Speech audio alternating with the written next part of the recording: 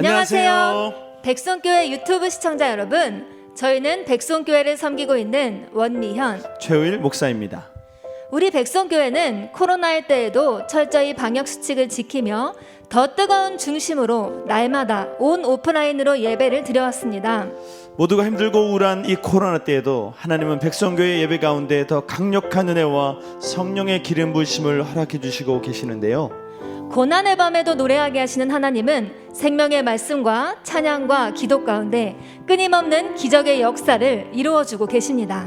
특별히 2월 8일 월요일 저녁부터 13일 토요일까지 보령 백성수영관에서 가족치유 예배가 있는데요. 가족치유 예배도 온라인, 오프라인으로 동시에 예배가 진행됩니다. 매년 명절마다 이루어지는 가족치유 예배를 통해 수많은 가족들이 치유되고 회복되는 기적이 일어나는데요.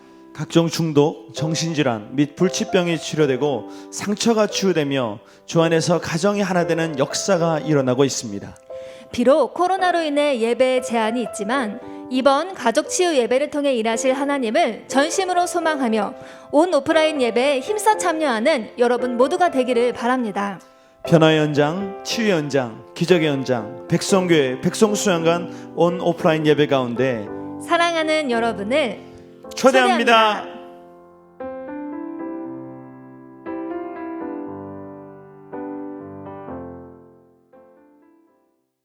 오늘 본문은 로마서 12장 3절입니다.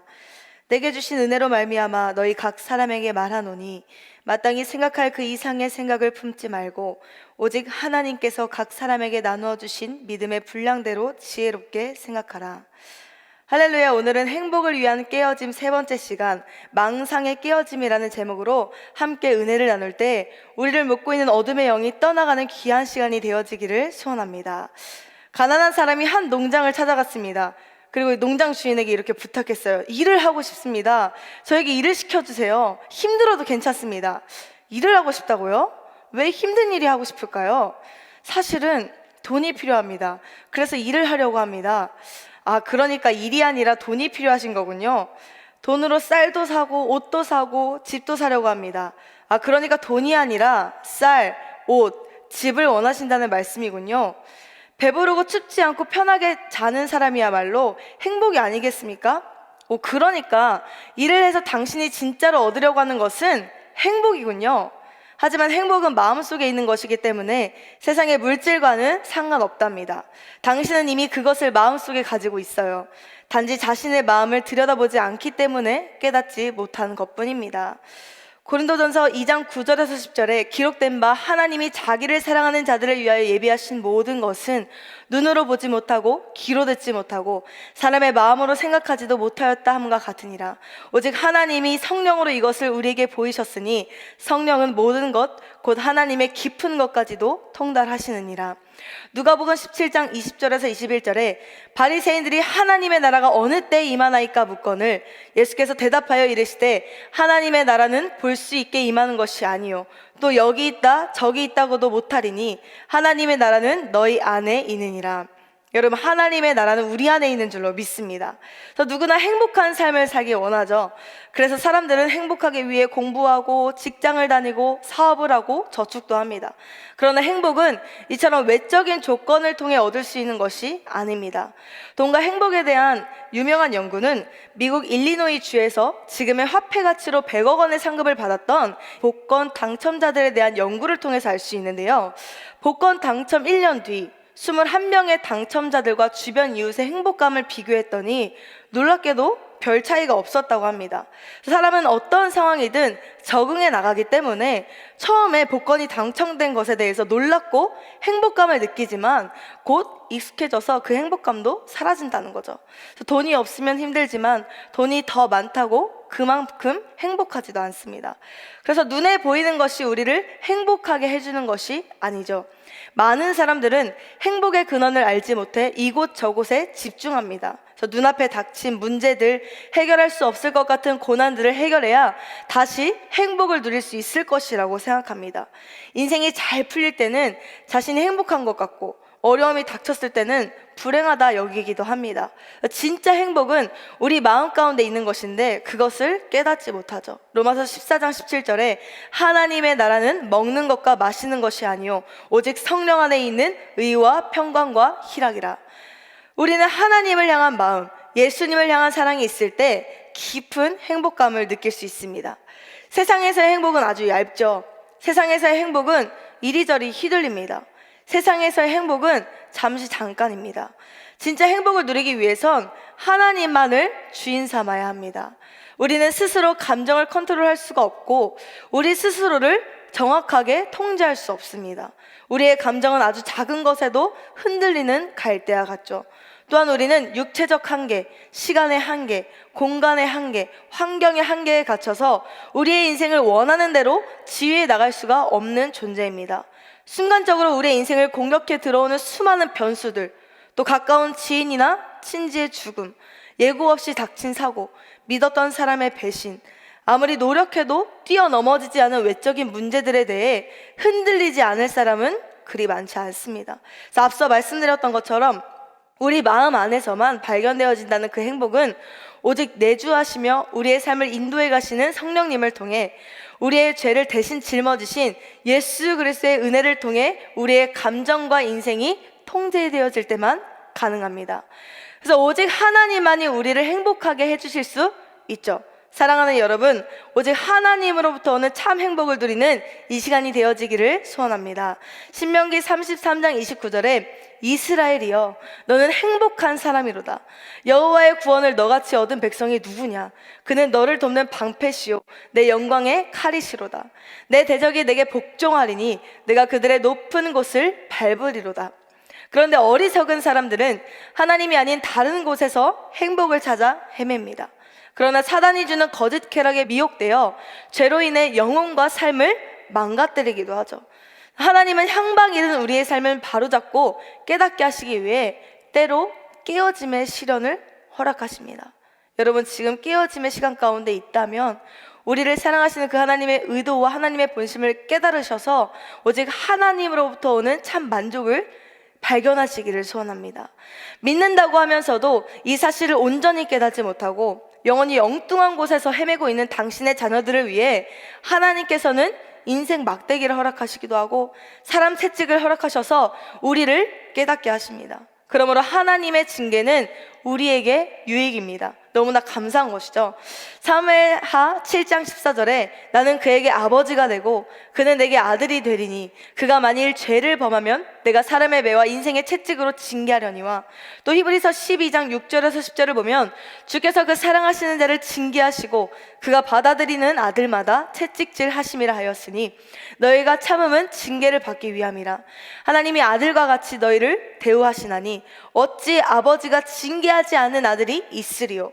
징계는 다 받는 것이거늘 너희에게 없으면 사생자요 친아들이 아니니라. 또 우리 육신의 아버지가 우리를 징계하여도 공경하였거든 하물며 모든 영의 아버지께 더욱 복종하며 살려하지 않겠느냐. 그들은 잠시 자기의 뜻대로 우리를 징계하였거니와 오직 하나님은 우리의 유익을 위하여 그의 거룩하심에 참여하게 하시느니라. 또 잠언 3장 12절을 보면 대저 여호와께서 그 사랑하시는 자를 징계하시기를 마치 아비가 그 기뻐하는 아들을 징계한 같이 하시느니라. 우리는 깨어져야 참 행복을 찾을 수 있습니다. 이번 주 행복을 위한 깨어짐이라는 테마로 함께 은혜를 나누고 있는데요, 우리는 무엇보다도 망상이 깨어져야 되는데 사실 망상은요 생각으로부터 시작합니다. 하나님께서 인간에게 주신 선물 중에서 가장 놀라운 것 중에 하나가 바로 생각입니다. 심리학자 세드 햄스테더는 사람들이 하루에 5에서 6만 가지 생각을 한다고 말했습니다. 그런데 놀라운 것은 그 중에 85%는 불안과 걱정 같은 부정적인 생각이라고 합니다. 이렇게 생각은 하되 잘 생각을 하는 사람이 별로 없는 거죠. 여러분, 우리는 하나님의 지혜를 받아서 우리의 생각을 다스릴 수 있는 권세를 받아야 됩니다. 사실 잘 생각한다는 것은 바로 생각을 잘 다룬다는 것을 의미합니다. 그런데 잘 생각하기 위해서는 훈련의 과정이 필요해요. 그런데 우리는 이제까지 생각하는 훈련을 제대로 받은 적이 없기 때문에 나쁜 사고 습관을 가지고 있습니다. 그래서 어릴 때부터 부정적인 생각을 하며 살아왔죠. 좋아도 죽겠다, 싫어도 죽겠다를 반복하며 살아왔습니다. 우리 한국인들은 죽겠다라는 말을 유독 많이 합니다. 아파 죽겠다, 배고파 죽겠다, 배불러 죽겠다, 미워 죽겠다, 더워 죽겠다, 얼어 죽겠다, 시원해 죽겠다, 바빠서 죽겠다, 심심해 죽겠다, 돈 없어 죽겠다, 심지어 행복에 겨워 죽을 지경이라고 합니다. 자, 여러분, 말은요 중요하기 때문에 우리가 이왕 말을 하려면 죽겠다라고 말씀하지 마시고 하나님이 주신 아름다운 언어, 긍정적인 언어를 나타내시기를 바랍니다. 말은 생각과 느낌의 표현입니다. 말을 연구해보면 말하는 사람들의 의식 구조를 파악할 수 있어요. 오늘 하루 어떤 말을 하며 살았는지 여러분 한번 살펴보세요. 우리의 하루가 어떻게 채워졌는지 알 수 있습니다. 우리가 승리하는 삶을 살아가기 위해서는 생각하는 기술을 배우고 말하는 기술을 배워서 이를 습관화할 필요가 있습니다. 즉 생각의 훈련, 언어의 훈련을 하는 거죠. 그래서 미국 국가기관의 전략개발 프로젝트에 참여하고 있는 데니얼 패트릭 포레스터는 기업가 비즈니스맨들의 성공을 좌우하는 핵심 열쇠로 이른바 생각의 시간을 말하고 있습니다. 그래서 그는 일과 삶의 전체적 흐름을 통찰할 수 있는 생각의 시간을 반드시 확보해야 한다고 말했습니다.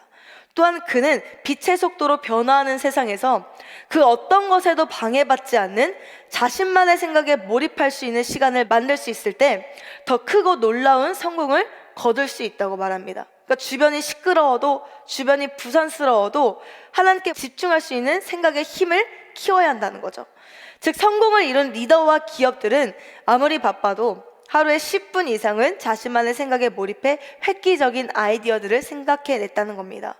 예를 들어 구글은 업무 시간의 20%를 오직 자신의 시간으로 활용토록 직원들을 배려했고, 세계적인 예술가들과 석학들은 생각에 깊이 몰두할 수 있는 자신만의 공간을 만들어서 적극 활용했습니다.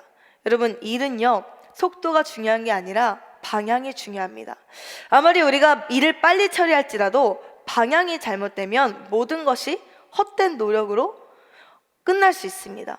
고린도전서 9장 25절에서 27절에 이기기를 다투는 자마다 모든 일에 절제하나니 그들은 썩을 승리자의 간을 얻고자 하되 우리는 썩지 아니할 것을 얻고자 하노라. 그러므로 나는 다름질하기를 향방 없는 것 같이 아니하고 싸우기를 허공을 치는 것 같이 아니하며 내가 내 몸을 저 복종하게 함은 내가 남에게 전파한 후에 자신이 도리어 버림을 당할까 두려워함이로다. 여러분, 좋은 방향은 좋은 결과를 창출합니다. 좋은 방향을 선택하기 위해서는 올바른 생각을 해야 되겠죠.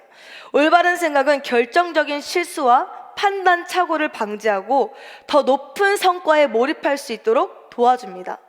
사실 인간은요 누구나 자신이 가진 생각 이상을 벗어날 수 없는 존재입니다. 정신분석과 의사이자 베스트셀러 작가인 제임스 보그는 그에 져서 마음의 힘에서 생각보다 더 중요한 것은 없다. 생각은 현실을 만들고 생각의 수준은 삶의 수준을 결정한다. 우리가 하는 모든 행위는 생각에 의해 이루어지고 생각은 우리의 모든 일상과 관련되어 있다. 생각은 모든 행위의 중심에 있기 때문에 이보다 더 중요한 것은 없다라고 말했습니다. 그런데 문제는 아무리 인간에게 생각의 시간을 준다고 선한 것이 나오지 않는다는 거죠. 아담과 하와의 범죄 이후에 인간의 생각은 죄로 물들었기 때문입니다. 창세기 6장 5절을 보면 여호와께서 사람의 죄악이 세상에 가득함과 그의 마음으로 생각하는 모든 계획이 항상 악할 뿐임을 보시고, 죄의 본성인 육신을 따르는 생각은 우리를 사망으로 이끌며 하나님을 따르는 영의 생각은 우리를 생명으로 이끌어줍니다. 우리는 어떠한 생각을 심느냐에 따라 다른 삶의 열매를 맺게 되죠. 갈라디아서 6장 6절에서 9절에 가르침을 받는 자는 말씀을 가르치는 자와 모든 좋은 것을 함께하라. 스스로 속이지 말라. 하나님은 업신여김을 받지 아니하시나니 사람이 무엇으로 심든지 그대로 거두리라. 자기의 육체를 위하여 심는 자는 육체로부터 썩어질 것을 거두고 성령을 위하여 심는 자는 성령으로부터 영생을 거두리라. 우리가 선을 행하되 낙심하지 말지니 포기하지 아니하면 때가 이름에 거두리라. 그래서 우리의 생각은 날마다 예수님의 보혈로 씻겨져야 합니다. 그렇지 않으면 육체의 본성을 아직 갖고 있는 우리의 생각이 사단에게 틈을 주어서 오염될 수 있어요.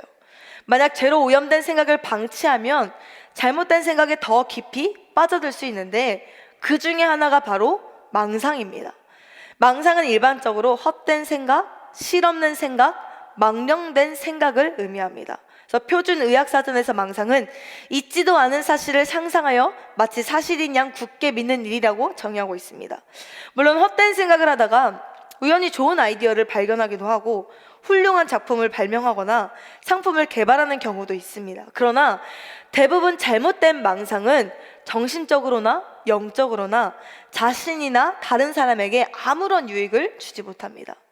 성결대 기독교 상담학 교수이자 한국복음주의 실천신학회장인 전요섭 씨는요, 망상과 관련된 용어에 대해 이렇게 정의하고 있습니다. 첫 번째로 공상입니다. 공상은 다른 용어로 몽상, 환상, 망상이라고 합니다. 이는 한 개인에게 좌절된 욕구를 상상 속에서 충족하는 것을 말합니다. 공상은 비현실적 이미지를 상상 속에 그리면서 도피, 공격 등 이 자신의 심리를 투사하는 영상을 만들어내는 것입니다. 이런 현상은 현실에서 채워지지 않는 욕구나 욕망으로부터 발생하는 것이 일반적입니다.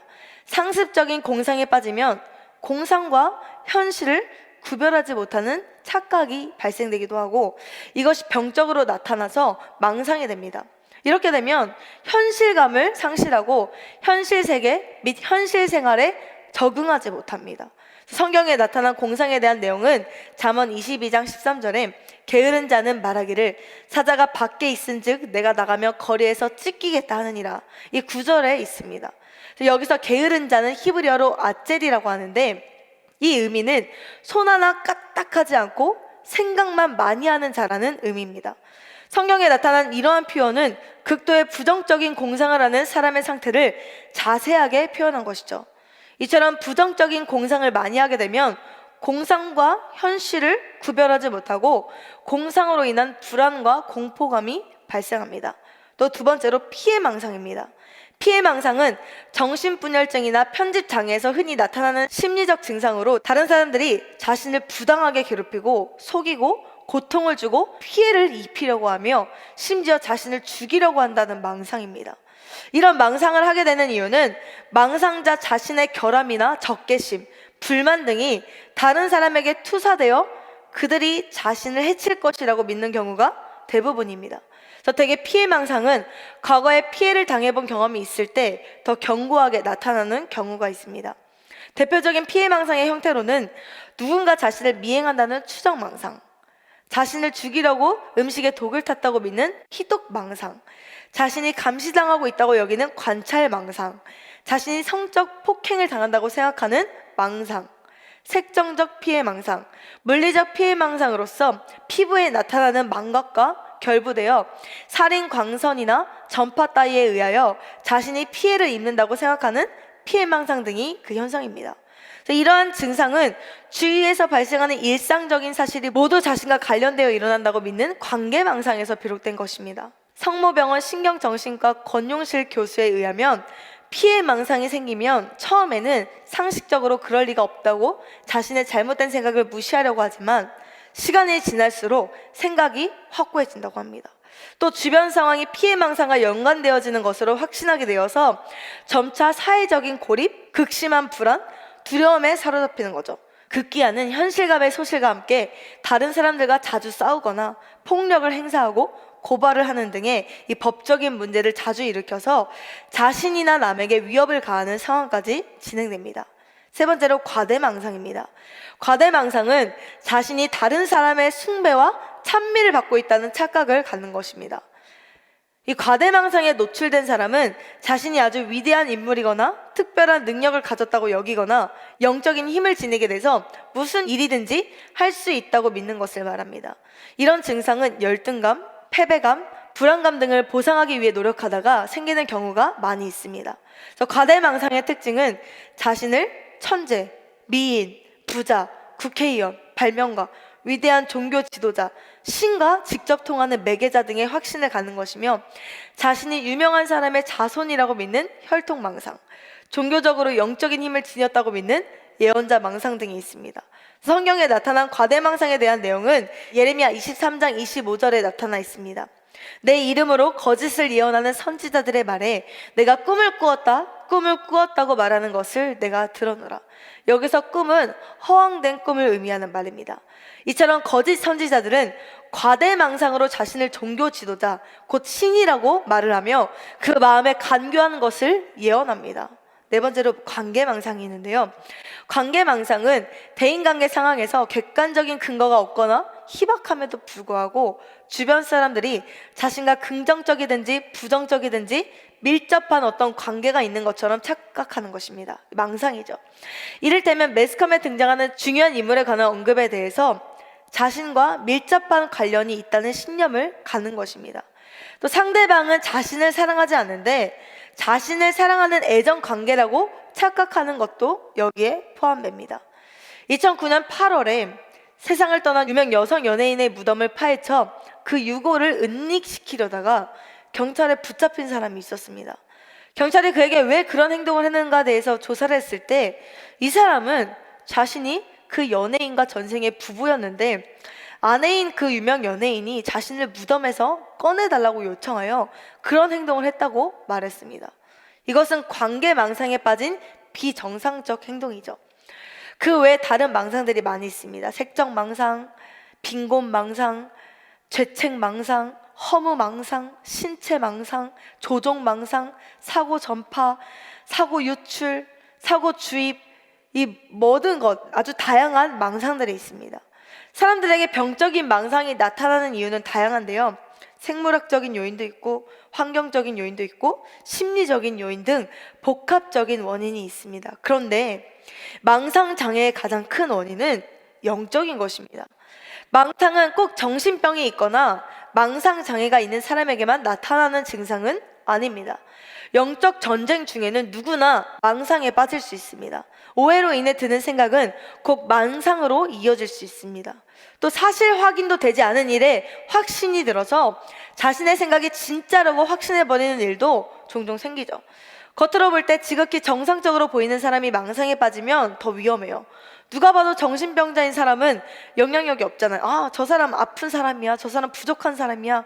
저 사람이 뭘 몰라서 그래. 이해할 수 있지만 정상적으로 보이는 사람은 자신의 망상을 가지고 말을 하게 되면 주위 사람들에게 영향을 끼치기 때문에 더 위험합니다.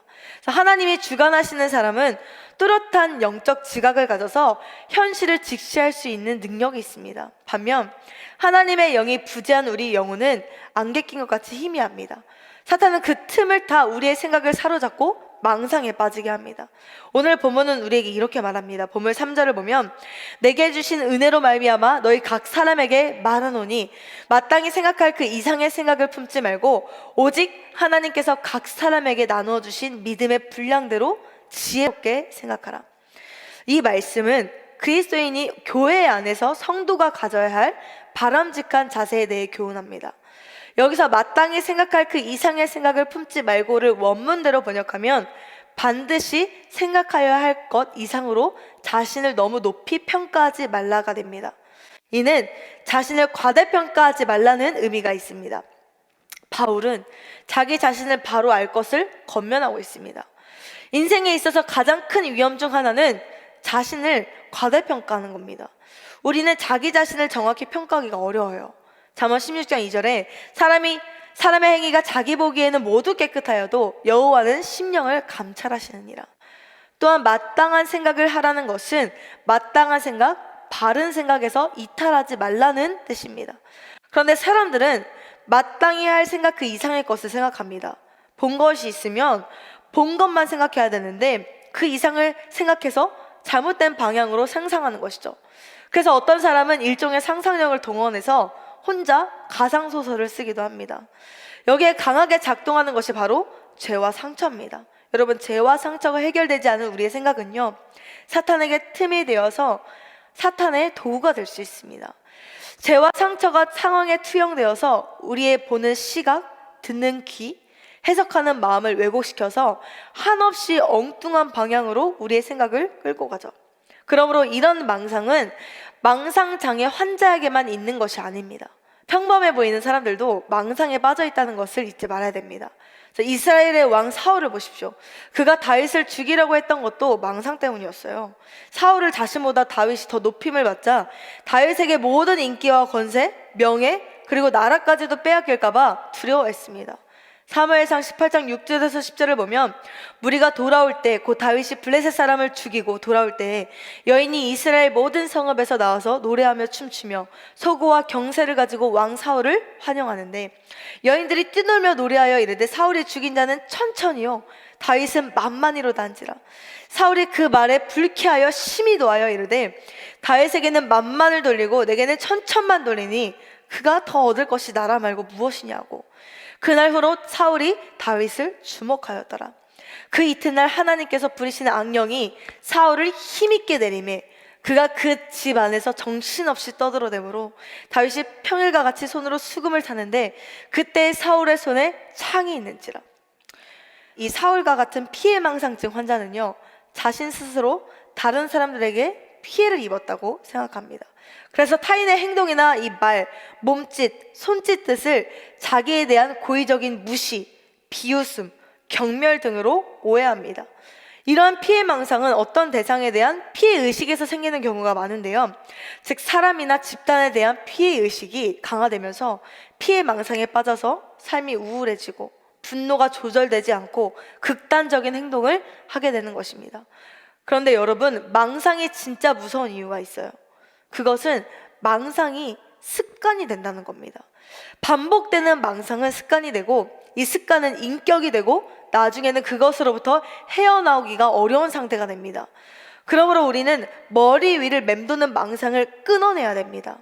종교개혁자 마틴 루터는 우리 머리 위에 새가 나는 것을 그 누구도 막을 수는 없다. 그러나 내 머리에 둥지를 트는 것은 절대로 용납할 수 없다라고 말했습니다. 망상은 떠돌아다니는 생각과 같은 거예요. 그러나 이런 생각을 빨리 대적하지 못하고 둥지를 틀게 한다면 망상에서 헤어나오기 힘듭니다. 그러므로 우리는 이 망상에서 벗어나기 위해 날마다 깨어져야 될 줄로 믿습니다. 이 시간 망상이 깨어져 행복을 누리는 우리 모두가 되어지기를 소원합니다. 망상이 깨어지길 원한다면 내 생각의 출처를 분별할 수 있어야 됩니다. 우리에게 올라오는 생각은 두 종류가 있어요. 하나는 영에서 나오는 것이고 또 하나는 육에서 나오는 것입니다. 육신의 생각은 사단이 우리에게 주는 생각들입니다. 예수 안에서 거듭난 하나님의 자녀라고 할지라도 아직 죄된 본성이 있기 때문에 우리는 육신의 생각을 하게 됩니다. 그러기에 우리는 우리의 생각을 하나님께 내어드려야 돼요. 우리의 생각까지도 하나님의 지배를 받아야 됩니다. 이사야 55장 8절에서 9절에 이는 내 생각이 너희의 생각과 다르며 내 길은 너희의 길과 다름이니라. 여호와의 말씀이니라. 이는 하늘이 땅보다 높음 같이 내 길은 너희의 길보다 높으며 내 생각은 너희의 생각보다 높음이니라. 또 로마서 8장 5절에서 6절을 보면 육신을 따르는 자는 육신의 일을 영을 따르는 자는 영의 일을 생각하나니 육신의 생각은 사망이요 영의 생각은 생명과 평안이니라. 육신인 사르크스는 하나님을 대적하여 타락한 인간성 전체를 말합니다. 즉 죄의 지배를 받는 자라는 뜻이죠. 생각하나니의 뜻은 열심히 생각하다, 몹시 마음을 두다, 몰두하다라는 뜻입니다. 우리의 삶은 우리의 마음을 어디로 두느냐에 따라 달라집니다. 인간은 그 마음이 가는 것에 따라 생각하게 되어 있으며 행동은 마음과 생각이 지배하는 것을 따르기 때문입니다. 육신이 부추기는 대로 살아가는 사람은 죄에 대한 저항 없이 삶의 열정이 온통 육적인 관심사에 집중됩니다. 육신의 생각에 몰두해 있는 사람은 자연스럽게 하나님과 단절되고 영적 생명에서 떠나 사망의 존재가 됩니다. 로마서 8장 7절에서 9절에 육신의 생각은 하나님과 원수가 되나니 이는 하나님의 법에 굴복하지 아니할 뿐 아니라 할 수도 없음이라. 육신에 있는 자들은 하나님을 기쁘시게 할 수 없느니라. 만일 너희 속에 하나님의 영이 거하시면 너희가 육신에 있지 아니하고 영에 있나니 누구든지 그리스도의 영이 없으면 그리스도의 사람이 아니라. 또 갈라디아서 5장 19절에서 21절을 보면 육체의 일은 분명하니 곧 음행과 더러운 것과 호색과 우상 숭배와 주술과 원수 맺는 것과 분쟁과 시기와 분냄과 당지는 것과 분열함과 이단과 투기와 술 취함과 방탕함과 또 그와 같은 것들이라. 전에 너희에게 경계한 것 같이 경계하노니 이런 일을 하는 자들은 하나님의 나라를 유업으로 받지 못할 것이요 그러나 성령의 뜻을 쫓아 순종하며 살아가는 사람은 생명과 평안이 약속되어 있습니다. 갈라디아서 5장 22절에서 24절에 오직 성령의 열매는 사랑과 희락과 화평과 오래 참음과 자비와 양성과 충성과 온유와 절제니 이 같은 것을 금지할 법이 없느니라. 그러므로 그리스도 예수의 사람들은 육체와 함께 그 정욕과 탐심을 십자가에 못 박아느니라. 그러기에 우리는 의지를 하나님께 드려 열매 맺는 삶을 살아야 합니다. 로마서 6장 12절에서 14절에 그러므로 너희는 죄가 너희 죽을 몸을 지배하지 못하게 하여 몸의 사욕에 순종하지 말고 또한 너희 지체를 불의의 무기로 죄에게 내주지 말고 오직 너희 자신을 죽은 자 가운데서 다시 살아난 자 같이 하나님께 드리며 너희 지체를 의의 무기로 하나님께 드리라. 죄가 너희를 주장하지 못하리니 이는 너희가 법 아래 있지 아니하고 은혜 아래 있음이라. 아멘. 가룟 유다를 보십시오. 그는 마귀가 준 그 육적인 생각을 물리치지 않았기 때문에 결국 그 속에 사단이 들어가 은 30냥에 예수님을 팔고 죄책감에 자살했습니다. 요한복음 13장 2절 또 27절을 보면 마귀가 벌써 시몬의 아들 가룟 유다의 마음에 예수를 팔려는 생각을 넣었더라. 조각을 받은 후 곧 사탄이 그 속에 들어간지라. 이에 예수께서 유다에게 이르시되 내가 하는 일을 속히 하라 하시니.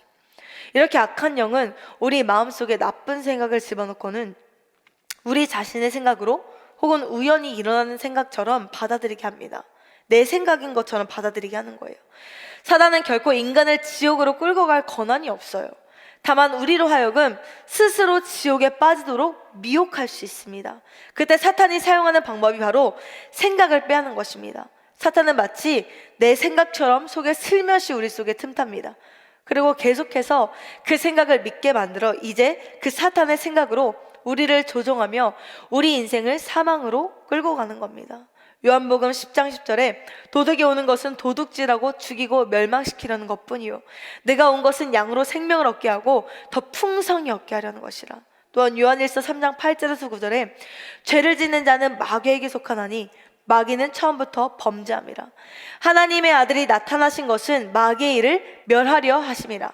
하나님께로부터 난 자마다 죄를 짓지 아니하나니 이는 하나님의 씨가 그의 속에 거함이요 그도 범죄하지 못하는 것은 하나님께로부터 났습니다. 여러분이 지금 사단이 주는 잘못된 생각에 사로잡혀 망상에 빠져 있다면 빨리 멈춰야 합니다.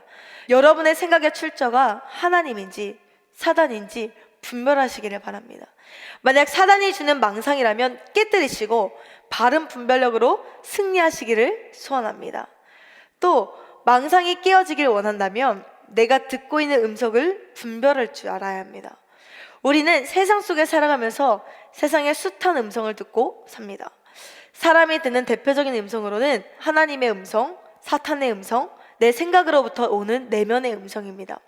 우리가 망상에서 벗어나기 위해서는 이 음성을 구분해서 분별할 줄 알아야 돼요.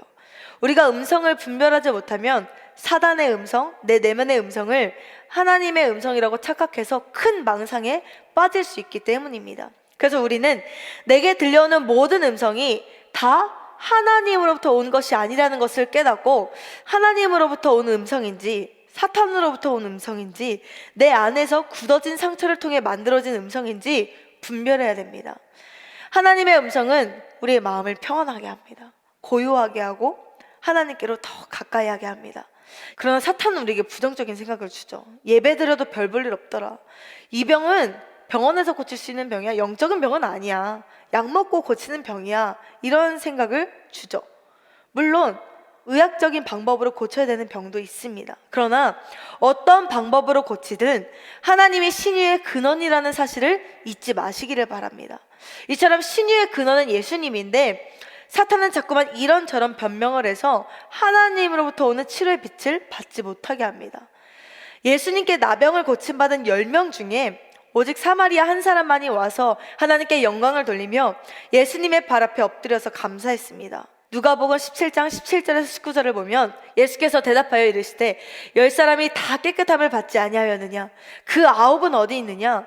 이 이방인 외에는 하나님께 영광을 돌리러 돌아온 자가 없느냐 하시고 그에게 이르시되 일어나 가라 내 믿음이 너를 구원하였느니라 하시더라. 찰스 브라운은 주님께 감사하지 않았던 9명의 심리를 다음과 같이 아주 재미있게 추리해놨습니다. 첫 번째 사람은 병이 진짜 나은 것인지 아닌지 한번 확인해 봐야겠어. 그러면서 의원에게 달려갔고, 두 번째 사람은 병이 낫긴 했지만 과연 이것이 앞으로 지속될 수 있을지 모르겠어. 재발할지도 모르니까, 후유증이 있을지도 모르니까 좀 더 두고 봐야 되겠어. 또 세 번째 사람은 천천히 주님을 찾아보면 될 것 아닌가 하면서 미루기도 하고, 네 번째 사람은 이제 보니 나병이 아니었던 거야, 그러니까 감사할 필요가 없어. 다섯 번째 사람은 약간 나은 정도야, 겉에 있는 부스럼은 떨어져도 아마 속에 아직도 나병이 남아있을지도 몰라, 이러면서 감사하지 않았어요. 또 여섯 번째 사람은 제사장에게 뛰어가서 자신의 몸을 보이고 나았다는 것을 완전히 보장받고 난 뒤에 마음대로 거리를 활보하면서 돌아다녀야 되겠다고 생각했습니다. 또 일곱 번째 사람은 주님께서 나를 위해 특별히 애쓰신 것도 없는데 뭐 라고 생각하며 감사할 일이 없다고 여겼습니다. 여덟 번째 사람은 이런 것은 랍비라면 누구나 다 할 수 있는 일인데 뭐 별로 대단한 일이 아니니까 감사한 일도 없다고 생각했고, 아홉 번째 사람은 사실 나는 이미 회복되고 있는 중이었어, 그런데 우연히 예수님을 만났을 뿐이야 라고 생각하면서 예수님 때문에 자기가 나은 것이 아니고 나을 때가 되어서 저절로 나았다고 생각했습니다. 물론 유추한 내용이기 때문에 우리는 9명의 고침받은 나병 환자들이 어떤 이유에서 감사하지 않았는지는 정확히 알 수 없죠. 그러나 10명이 같은 신유의 체험을 해도 깨달음과 감사의 반응은 한 사람밖에 보이지 않았다는 사실을 정확하게 알 수 있습니다. 여러분, 어떤 반응을 보이고 계십니까? 찰스 브라운은 9명의 병자의 심리 상태를 통해 현재 우리가 살아가면서 경험하는 하나님의 은혜, 즉 육신의 질병을 치료받은 신유나 또는 물질의 문제, 법적 문제 등 여러 가지 고난에서 해결받은 경우에 우리가 가지는 불신앙적 심리 상태를 참 잘 묘사한 것 같죠. 우리의 모습이 이러한 모습이 아닌지 돌아보시기를 바랍니다. 그렇습니다. 큰 체험을 해도 이런저런 핑계와 인간적인 이론이 가득하면 체험을 해도 감사할 수 없어요. 요한복음 10장 3절에서 5절을 보면 문지기는 그를 위하여 문을 열고 양은 그의 음성을 듣나니 그가 자기 양의 이름을 각각 불러 인도하여 내느니라. 자기 양을 다 내놓은 후에 앞서가면 양들이 그의 음성을 아는 고로 따라오되 타인의 음성은 알지 못하는 고로 타인을 따르지 아니하고 도리어 도망하느니라. 요한복음 10장 26절에서 29절을 보면 너희가 내 양이 아니므로 믿지 아니하는도다. 내 양은 내 음성을 들으며 나는 그들을 알며 그들은 나를 따르느니라. 내가 그들에게 영생을 주노니 영원히 멸망하지 아니할 것이요 또 그들을 내 손에서 빼앗을 자가 없느니라. 그들을 주신 내 아버지는 만물보다 크심에 아무도 아버지 손에서 빼앗을 수 없느니라. 그리고 하나님의 음성은 우리에게 믿음의 확신을 줍니다. 요한복음 14장 27절에 평안을 너에게 끼치노니 곧 나의 평안을 너에게 주노라. 내가 너에게 주는 것은 세상이 주는 것과 같지 아니하니라. 너희는 마음에 근심하지도 말고 두려워하지도 말라. 기독교에 지대한 영향을 끼친 히포의 어거스틴 감독은 뛰어난 지성을 가졌지만 영혼의 안식은 얻지 못했었습니다. 그러던 어느 날도 그는 영혼이 괴로워 친구가 선물로 준 성경을 만지작 거리고 있었습니다. 그때 이웃 아이의 소리가 들렸습니다. 집어들고 읽어라. 집어들고 읽어라. 어거스틴은 본능적으로 그것이 하나님의 음성임을 깨닫고 성경책을 폈는데 로마서 13장 13절의 말씀이 눈에 확 들어왔습니다. 로마서 13장 13절에 낮에와 같이 단정히 행하고 방탕하거나 술 취하지 말며 음란하거나 호색하지 말며 다투거나 시기하지 말고. 어거스틴에게 이 말씀은 너무나 자신의 처지를 적나라하게 책망하는 말씀이었습니다. 그는 그 체험을 이렇게 기록했습니다. 나는 더 이상 읽지 않았습니다. 더 이상 읽을 필요가 없었습니다. 이 말씀은 광명한 확신의 빛으로 내 마음을 비추어 내 속에 있던 모든 의심의 어둠을 물리쳐 주었습니다. 이후 어거스틴은 기독교 역사상 가장 강력한 영향을 미친 위대한 하나님의 사람이 되었습니다.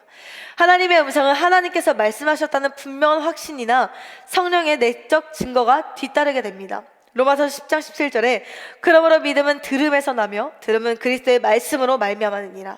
그러나 사단은 우리를 두렵게 하고 공포를 조장합니다. 그래서 하나님의 음성이라고 생각하며 사단의 음성을 듣는 사람들은 미래에 대해 더욱 두려워하고 무서워합니다. 사단은 주로 협박조로 우리에게 말합니다. 넌 이미 틀렸어. 너 이거 안 하면 죽어. 너 해봤자 안 돼. 너는 가능성이 없는 사람이야. 이런 부정적인 음성을 줍니다. 또한 사단의 음성은 내 자신에게만 집중하게 해서 자기 연민에 빠지게 하고 더 큰 망상에 빠지게 합니다.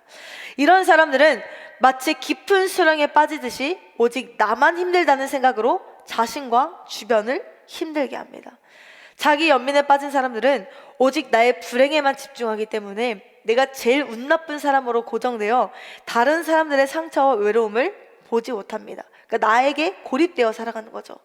그리고 얼마나 괴롭고 억울한지에 대해서 호소하면서 주변의 위로와 공감을 끊임없이 얻으려고 합니다. 또한 자신에게만 집중하는 사람은 지난날의 상처에 갇혀버립니다. 어린 시절 부모가 준 상처, 믿었던 사람의 배신, 과거 연인이 준 상처 등 이미 지나간 일임에도 이 과거에 매여 고통을 되새김질합니다. 그래서 더 위험한 망상에 빠져 자신의 삶을 불행하게 만들죠. 여러분, 우리는 이 상처는 물에 새기고 은혜를 돌에 새겨서 은혜만을 기억하는 지혜로운 자들이 되어지기를 원합니다. 사탄의 음성은 때로 달콤하고 아름답게 다가오기도 합니다. 그럴 때 우리는 분별을 잃기 쉬워요. 그러므로 반드시 그 음성에 따랐을 때의 열매가 육적인 것인지 영적인 것인지를 살펴보고 정확한 분별을 할 수 있어야 합니다. 사탄의 음성이 아름답게 다가왔다 할지라도 결과가 육의 열매를 맺는 것이라면 우리의 영의 눈을 가리고 궁극적으로 파멸의 길로 우리를 인도할 것입니다. 그러므로 사탄의 음성과 하나님의 음성을 분별할 수 있는 능력을 받아서 망상에서 자유하는 여러분이 되시기를 소원합니다. 또 망상이 깨어지길 원한다면 내 안에 망상이 있다는 것을 인정해야 됩니다. 여러분, 인정할 때 죄가 떠나갑니다.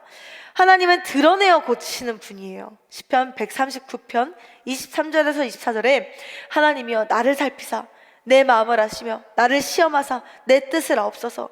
내게 무슨 악한 행위가 있나 보시고 나를 영원한 길로 인도하소서.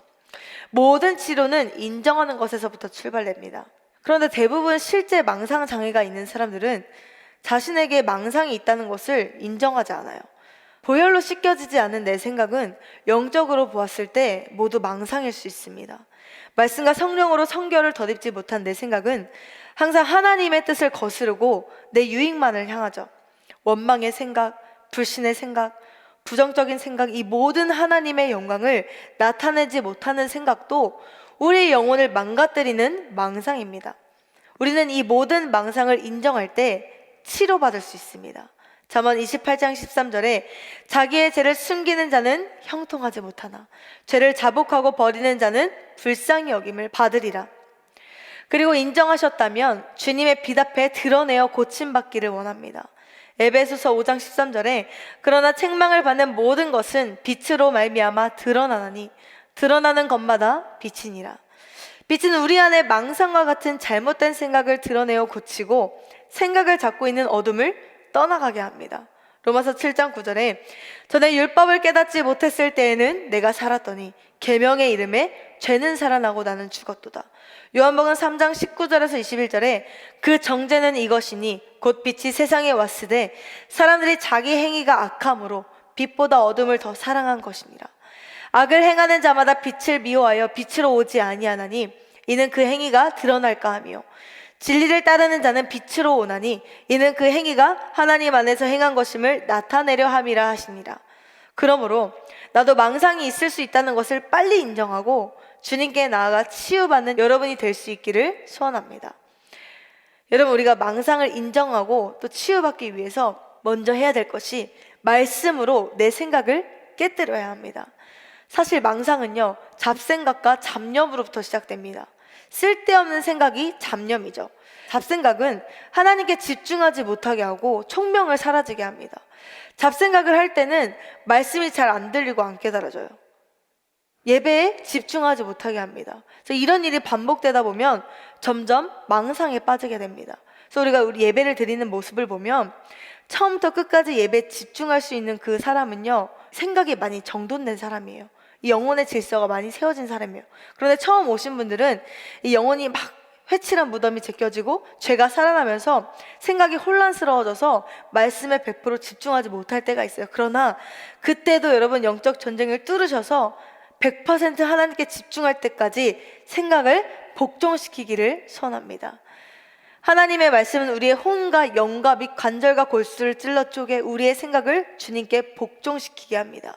하나님의 말씀은 우리를 바른 길로 인도합니다. 그래서 우리는 날마다 말씀으로 깨어져야 됩니다. 말씀으로 깨어질 때 내 생각이 박살나고 하나님의 생각으로 채워지게 됩니다. 히브리서 4장 12절에서 13절에 하나님의 말씀은 살아있고 활력이 있어 좌우에 날선 어떤 검보다도 예리하여 혼과 영과 및 관절과 골수를 찔러 쪼개기까지 하며 또 마음의 생각과 뜻을 판단하나니 지으신 것이 하나도 그 앞에 나타나지 않음이 없고 우리의 결산을 받으실 이의 눈앞에 만물이 벌거벗은 것 같이 드러나느니라. 또 골로새서 10장 3절에서 5절을 보면 우리가 육신으로 행하나 육신에 따라 싸우지 아니하노니 우리의 싸우는 무게는 육신에 속한 것이 아니요 오직 어떤 견관진도 무너뜨리는 하나님의 능력이라. 모든 이론을 무너뜨리며 하나님 아는 것을 대적하여 높아진 것을 다 무너뜨리고 모든 생각을 사로잡아 그리스도에게 복종하게 하니. 우리는 강력한 생각의 진을 무너뜨리는 하나님의 능력, 즉 말씀의 검을 사용해야 합니다. 살아있는 하나님의 말씀이 선포될 때 그 어떤 강력한 생각의 틀과 이론을 가진 자들도 무너지고 깨어집니다. 오늘 이 시간 이 예배 가운데 여러분의 모든 생각의 진이 말씀을 통해 완전히 박살나기를 소원합니다. 에베소서 6장 17절에 구원의 투구와 성령의 검 곧 하나님의 말씀을 가지라. 우리의 영적 전쟁은 생각의 전쟁입니다. 이 생각의 전쟁에서 승리하기 위해 우리는 강력한 말씀의 검을 소유해야 합니다. 단순히 말씀을 문자적으로 아는 지식은 소용이 없어요. 성령 안에 살아있는 능력으로 역사하는 말씀의 권능을 덧입을 때 우리는 모든 악한 영을 대적하여 무찌를 수 있습니다. 또 두 번째로 예수의 이름과 보혈의 능력으로 망상을 대적해야 됩니다. 망상으로 인해 우리의 삶을 흔들어 놓으려는 이 악한 영을 대적하고 책망하며 물리쳐야 합니다. 물론 우리가 한 번 망상을 대적했다고 해서 그것으로 끝나는 것은 아닙니다. 사단은 더 고차원적이고 지능적으로 우리를 망상에 빠뜨리려고 할 것입니다. 우리가 사단에게 속아 망상에 압도되어 살다 보면 마음속에 하나님의 모습이 흐려지고 하나님의 음성도 점점 작아지게 됩니다. 그러므로 우리는 망상에서 벗어날 때까지 계속적으로 예수의 보혈을 의지해야 합니다. 예수의 보혈의 능력으로 우리의 생각을 깨끗하게 해야 될 줄 믿습니다. 맥스웰 화이트 목사님의 보혈의 능력이라는 책에 나오는 내용입니다. 화이트 목사님은 2차 세계대전 당시 영국에서 살았는데 독일 폭격기의 공습으로 인하여 영국 사람들은 공포에 떨고 있었습니다. 그는 매일 밤 잠자리에 들기 전에 예수님의 보혈로 그가 살던 집과 그 가족을 덮어달라고 기도했습니다. 그는 이렇게 고백했습니다. 언제 우리에게 폭탄이 떨어질지 모르는 위협 속에 살면서도 우리는 아이들과 함께 매일 밤 한 번도 깨지 않고 편안히 누워서 잘 수 있었습니다. 그때 우리를 보호해 주셨던 예수님의 보혈의 능력이 너무도 생생해서 마치 우리가 어떤 종류의 폭탄에도 끄덕없는 튼튼한 방공호 속에서 잠을 자는 것 같았습니다. 그러던 어느 날 우리 집 중심으로 반경 1.2km 이내에 13개의 폭탄이 떨어졌을 때에도 건물의 일부가 사소한 피해를 입었을 뿐 가족 모두가 무사했습니다 라고 말하면서 보혈의 능력으로 보호받은 사실을 간증했습니다. 그렇습니다. 주의 보혈에는 능력이 있습니다. 마귀를 대적할 수 있는 힘의 근원은 오직 주의 보혈입니다. 예수님의 피는 우리를 보호합니다. 특별히 우리의 생각을 보호하십니다. 그러므로 우리는 날마다 예수님의 보혈로 생각을 덮고 우리를 공격하는 악한 영을 대적해야 합니다. 에베소서 1장 7절에 우리는 그리스도 안에서 그의 은혜의 풍성함을 따라 그의 피로 말미암아 속량 곧 죄사함을 받았느니라. 마태복음 26장 28절에 이것은 죄사함을 얻게 하려고 많은 사람을 위하여 흘리는 바 나의 피 곧 언약의 피니라. 로마서 5장 9절에 그러면 이제 우리가 그의 피로 말미암아 의롭다 하심을 받았으니 더욱 그로 말미암아 진노하심에서 구원을 받을 것이니. 결론적으로 오늘 우리는 행복을 위한 깨어짐 세 번째 시간 망상의 깨어짐이라는 제목으로 은혜를 나눴습니다. 어리석게도 사람들은 하나님이 아닌 다른 것에서 행복을 찾습니다. 그러다 가서는 안 될 곳을 가며 올무의 함정이나 위험한 유혹에 빠지기도 합니다. 그래서 주님은 우리를 깨닫게 하시기 위해서 깨뜨리시는 겁니다.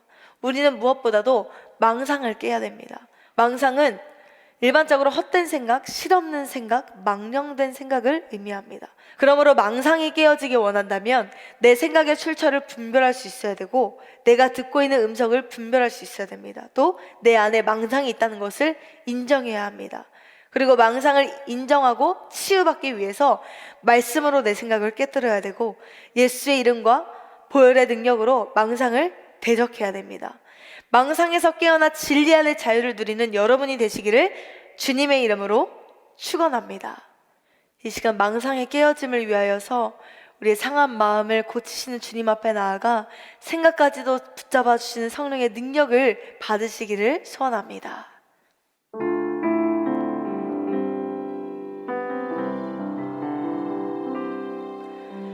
마음이 사